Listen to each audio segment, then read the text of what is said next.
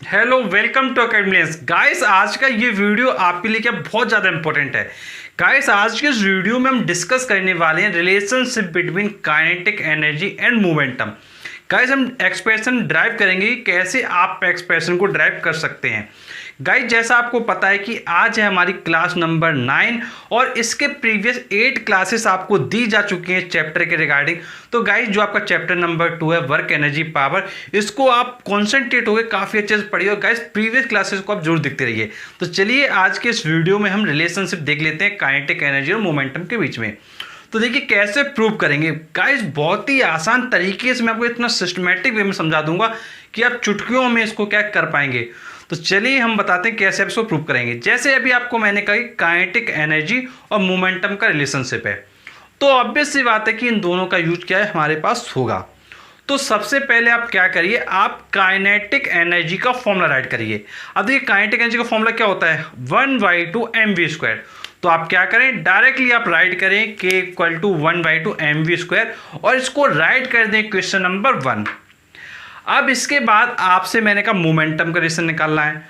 तो मोमेंटम क्या होता है, p कैसे डिनोट करते हो, mv से। तो p = mv लिख लीजिए। अब देखिए आप क्या करोगे, p = mv राइट करने के बाद यहां से वेलोसिटी की वैल्यू निकालोगे। वेलोसिटी की वैल्यू निकालोगे तो आ जाएगा p/m। तो p/m वैल्यू आ गया वेलोसिटी का। अब आप क्या करिए, जो ये v की वैल्यू आई है, इस v की वैल्यू को आप इक्वेशन नंबर 2 से क्या कर दें, इक्वेशन नंबर 1 में क्या राइट कर दें। तो आप जब इसको राइट करेंगे तो क्या होगा, 1/2 mv² था। तो v की वैल्यू अभी आपने देखिए क्या लिखा, देखिए ध्यान से, ये जो v की वैल्यू है इसको आपने यहां रखा है। तो आप खुद देखिए 1/2 अपनी जगह, m अपनी पोजीशन पर, और v की वैल्यू क्या है, p/m। तो p/m का स्क्वायर हो जाएगा ये आपका। तो आप देखिए जब आप इसको सॉल्व करेंगे तो देखिए आपको क्या दिखाई दे रहा है, ये आपका कन्वर्ट हो जाएगा p²/m²। में किस में कन्वर्ट हो जाएगा, p²/m² में। एक m से एक m ये कट जाएगा, एक m यहाँ पे क्या बच जाएगा। तो ऊपर बचा p², तो p² लिखा, नीचे बचा 2 लिखा, एक नीचे m बचा, एक m ये लिखा, तो p²/2m हो गया। तो गाइस एक तो एक्सप्रेशन आपका ये हो जाएगा जो आप प्रूव करते हैं। इसके अलावा आप क्या इसको आगे भी सॉल्व क्या कर सकते हैं। अब आप देखिए क्या कर सकते हैं, आप यहाँ से p² की वैल्यू निकाल सकते हैं। p² की वैल्यू होगी 2m के। फिर इसके बाद आप p की वैल्यू निकालिए तो आपका हो जाएगा √2m के। तो इस तरीके से ये आपके दो रिलेशन आ जाते हैं। अब गाइस आपको इन दोनों रिलेशन को बहुत अच्छे से बिल्कुल फॉर्मूले के फॉर्म में क्या लर्न करना होगा। तो गाइस ये तो आपके एक्सप्रेशन है जो आपको इन दोनों स्टेप तक क्या है प्रूव करना होगा। और गाइस जब आप इसको प्रूव करेंगे, जब आप एग्जाम हॉल में होंगे, जब इसको राइट करेंगे, तो गाइस एक सिस्टमैटिक लैंग्वेज में आप लिखेंगे, consider a body having mass m, velocity v and kinetic energy k, then we can write as k = 1/2 mv²। मतलब जो गाइस लैंग्वेज होती है वो आप इसको सिस्टमैटिक वे में क्या लिखेंगे। सिर्फ ये नहीं कि आपने क्या इन टर्म को लिख दिया। बट गाइस अगर आपको एग्जाम हॉल तक बिल्कुल अच्छे से लर्न करके रखना है तो आपको ये जो स्टेप है, जो स्टेप मैंने आपको इधर बताया फिर इसका इधर बताया, इनको एक प्रॉपर वे में आपको क्या अपने दिमाग में बिल्कुल अच्छे से छापना होगा। गाइस अगर आप इनको अपने दिमाग में रखेंगे तो गाइस लैंग्वेज आप आसानी लिख सकते हो, कोई आपको दिक्कत वगैरह कुछ भी नहीं होगी। तो आप ध्यान रखेंगे कि आपको इस तरीके से प्रूव कर देना है। अब गाइस इसके आगे हम कुछ दो केसेस देखेंगे, उन दोनों केसेस के बेसिस पर कुछ पॉइंट डिस्कस करेंगे। जैसे हम फर्स्ट केस डिस्कस करते हैं। पहले फर्स्ट केस में हम कंसीडर कर लेते हैं कि हमारे पास क्या दो बॉडी हैं।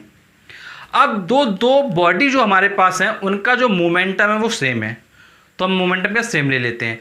अब आपको मैं बताना चाहूँगा कि जैसे अगर मोमेंटम सेम है तो p की वैल्यू कांस्टेंट हो गई। अगर p की वैल्यू कांस्टेंट है तो आप यहाँ देखिए इस फॉर्मूले से, अगर p की वैल्यू कांस्टेंट है तो k और m क्या है, इन्वर्सली प्रोपोर्शनल है।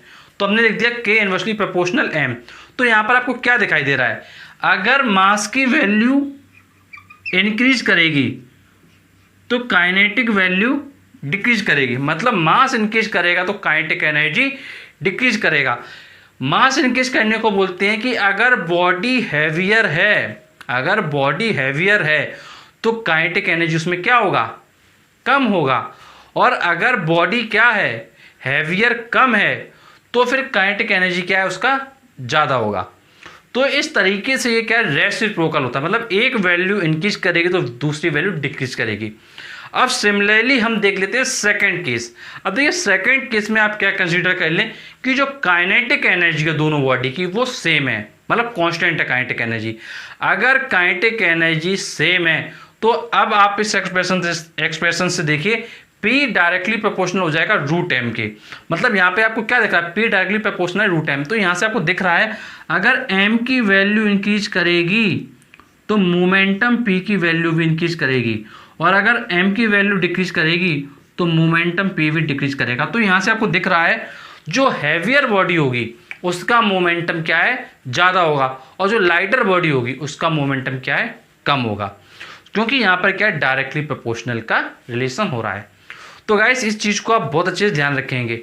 तो गाइस ये जो आपको मैंने पॉइंट्स बताए इनको बहुत अच्छे से समझ लीजिए, और गाइस काफ़ी अच्छे से इनको क्या है अपने दिमाग में छाप लीजिए। और गाइस इतने अच्छे से मैं आपको समझा रहा हूँ सारे टॉपिक्स को, बस आप एक बार बहुत अच्छे से ध्यान से कवर कीजिए सारी चीज़ों को। गाइस यदि कोई आपकी प्रॉब्लम है तो नीचे कमेंट बॉक्स में कमेंट करके पूछ सकते हैं। और गाइस ऐसे वीडियोस पाने के लिए प्लीज़ चैनल जरूर सब्सक्राइब करें, नोटिफिकेशन मिलता है, क्योंकि हम आपके लिए ऐसे वीडियो लाते रहते हैं। तो चलिए मिलते हैं आपसे नेक्स्ट वीडियो में, तब तक के शुक्रिया।